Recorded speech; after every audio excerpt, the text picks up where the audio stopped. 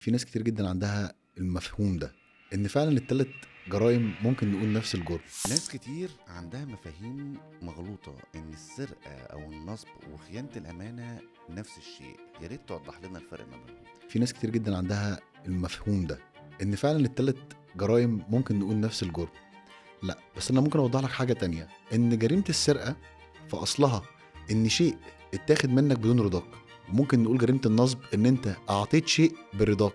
أما فكرة خيانة الأمانة ده فكرة بقى محتاجة نقول إن ليها بُعد شوية. شخص استلم مبلغ مالي توصيل المبلغ المالي لشخص آخر وهو بدِّد المبلغ المالي. طب لو جينا نقول جرم السرقة إن المبلغ المالي لو نفترض اتاخد منك عنوة أو اتاخد منك بدون رضاك، ولكن لو جينا نقول فكرة جريمة النصب إن المبلغ المالي ده أنت طلعته برضاك. تحت بند إيه؟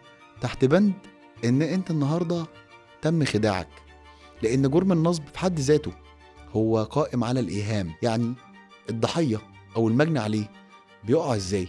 إن يجي شخص يوهمه بوجود مشروع خيالي وهتتربح منه، يجي النهارده المجني عليه يطلع فلوسه بكامل رضاه. الفرق بين كل جرم مختلف تماما.